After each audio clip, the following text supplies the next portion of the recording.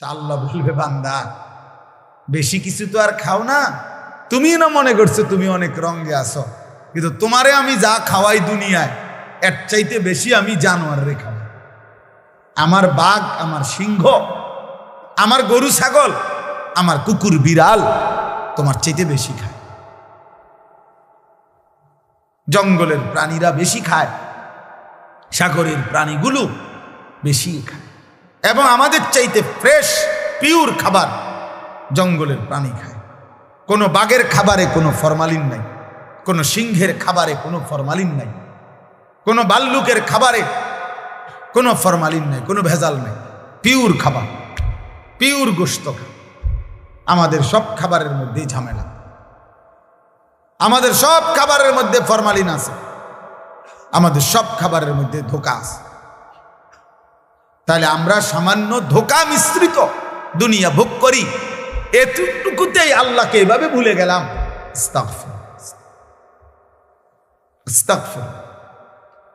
এই জন্য বাবা, প্রতিটা মাহফিলের মাকসাদ আমি বুঝি এটা আখিরাত। আখিরাত যদি আখিরাতের ভাবনা না আসে, যদি মৃত্যুর কথা মনে না পড়ে, যদি কবরের কথা মনে না পড়ে, যদি পরকালের কথা মনে না পড়ে, তাহলে ওই ওয়াজ, ওই মাহফিল বৃথা,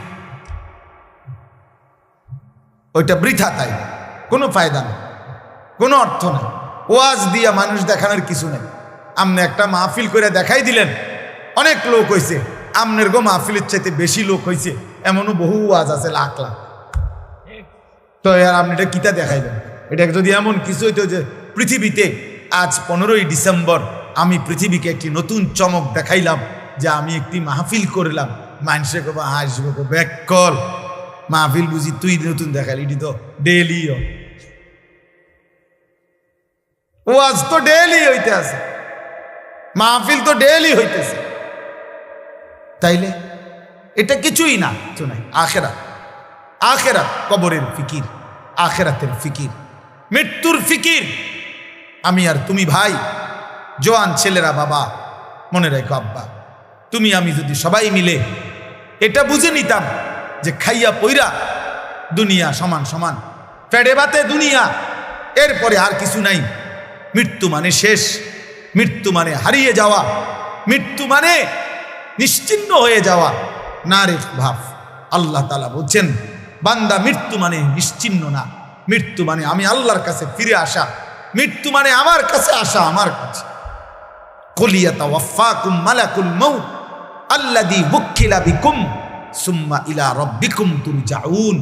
আল্লাহ কোরআনে বলেন, হে নবী আপনি বলে দেন, তোমাদের সকলকে আমি আল্লাহর পক্ষ থেকে নির্ধারিত ফেরেশতা মালাকুল মউত আজরাইল তোমাদের মৃত্যু ঘটাবেন, এবং অতঃপর তোমরা সকলেই ইলা রাব্বিকুম তুরজাউন, তোমাদের রবের কাছে ফিরবে। মৃত্যু মানে হারিয়ে যাওয়া, মৃত্যু মানে আল্লাহর কাছে ফিরে যাওয়া। কোরআনুল কারীমের মধ্যে আছে, আল্লাহ বলেন, ফাকাশাফনা আনকা গিতাআকা ফাবাসারুকা আল-ইয়াওমা হাদীদ।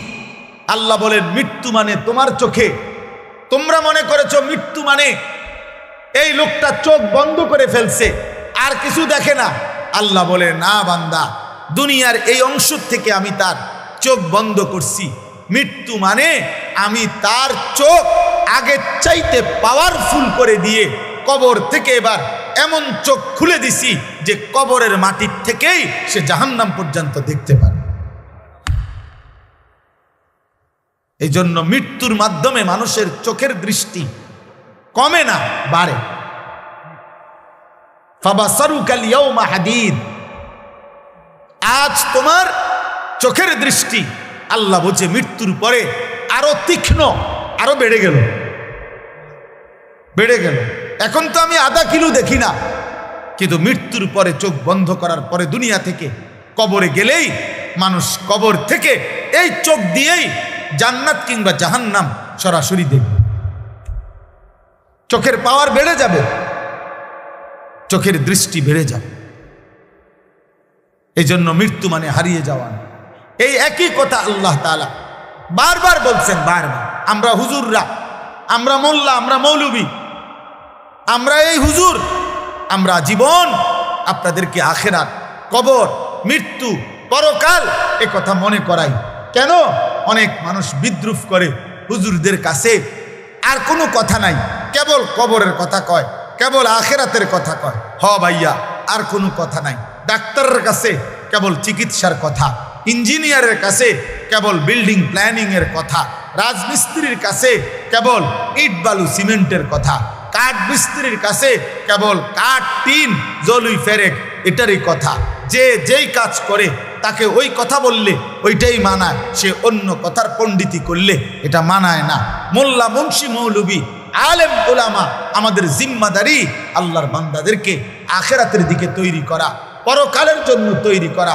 আর খোদার কসম, এটাই সত্য যে আখেরাতের প্রস্তুতি, আখেরাতের চিন্তা, এটাই শ্রেষ্ঠ প্রস্তুতি, এটাই সর্বশ্রেষ্ঠ চিন্তা। আপনি মরে গেলেও আপনি চিন্তা করেন না আপনার ফুট বাঁচবে। আমি মরে গেলে, অনেক মানুষ আছে না, আমি মরে গেলে আমার জি ফুটটি কেমনে জানি চলবো। আমনের বাপ মরাতে আপনি যেমনি চলছেন, এই আমনে মরার পরেও আমনের জি ফুট এমনি চলবে। আপনি কোনো টেনশন করেন না। আপনি এত মিথ্যা বলার দরকার নাই। আপনি এত সুদ, এত কিস্তি, এত বাটফারি সিটারি জিফুতের লাইগা করছি না, না, লোভের কারণে করছেন, স্বার্থের কারণে করছেন। কোন সুদখোর মনে রাখবেন স্ত্রী সন্তানের প্রতি দরদি না। কোন কিস্তিখোর যারা কিস্তি নেয়, এই হারামখোর মূলত স্ত্রী সন্তানের মায়ায় না, লোভে লোভে লোভে। আপনাকে বলে নাই বেটা স্ত্রী সন্তানকে হারাম দ্বারা পালতে, হারাম দ্বারা তার সংসার করতে। আপনাকে আল্লাহ বলে নাই, নবী বলে নাই, রাষ্ট্র বলে নাই, মেম্বরে বলে নাই, চেয়ারম্যানে বলে নাই, এই পৃথিবীর কোনো পাগলেও বলে নাই। আমনের লোক আপনারে সুদ খাওয়াইছে, আমনের লোক আপনারে কিস্তি নেওয়াইছে। আপনি হারামখোর মিয়া। কোন হারামখোরের সন্তান মানুষ হয় না, আমি বলে গেলাম, লিখিত দিলাম, লিখিত। সুদখোরের সন্তান মানুষ হয় না, কিস্তিখোরের সন্তান মানুষ হয় না, ঘুষখোরের সন্তান মানুষ হয় না। যদি বলেন মানুষ হইছে, আমারে বলেন, আমি দেখতে যাব। আপনি কি দেখাইবেন? মানুষ হয়েছে মানে হেতন পয়সা ইনকাম করে, 1 লাখ টাকা বেতন পায়। 1 লাখ টাকা বেতন পাইলে হেতরে মানুষ কয়। আপনার এটা কে বলছে? কোথায় লিখছে? কোথায়? সে উপার্জনে না শিখছে মিয়া, সে পয়সা রোজগার করা না শিখছে আপনার সন্তান। টাকা উপার্জন করলে তো মানুষ হয়েছে বলে না। এই পৃথিবীর কোনো অভিধানে, কোনো ডিকশনারিতে কোথাও কথা লেখা নাই যে মানুষ কাকে বলে। যে উপার্জন করে টাকা, তাকে মানুষ বলে? তাকে বলে মানুষ মিয়া? কোথায় লিখছে এটা বলে? পৃথিবীর কোথায় লিখছে এই কথা? ইনসান তো ভিন্ন কিছু, ইনসান তো ভিন্ন কিছু। উপার্জন, নিজের খাবারের চাহিদা পূরণের জন্য প্রয়োজনীয় জিনিস সংগ্রহ, এটা তো পিঁপড়াও করে। একটা পিঁপড়াও তো এই পৃথিবীর সবচেয়ে বেশি শক্তিশালী, এই পৃথিবীর সবচেয়ে শক্তিশালী প্রাণী কি? পিঁপড়া।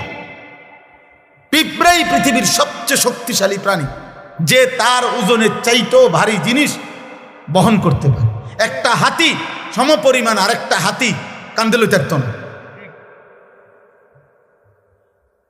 বুঝেন না? কিন্তু একটা পিঁপড়া তার নিজের চাইতে ভারী জিনিস বহন করতে পারে। এই জন্য পিঁপড়া সবচেয়ে শক্তিশালী প্রাণী। সে তার অবস্থানের চাইতে বেশি জিনিস নেয়। এই জন্য ভাইয়া, বাবা, আখেরাত ভুলবেন না।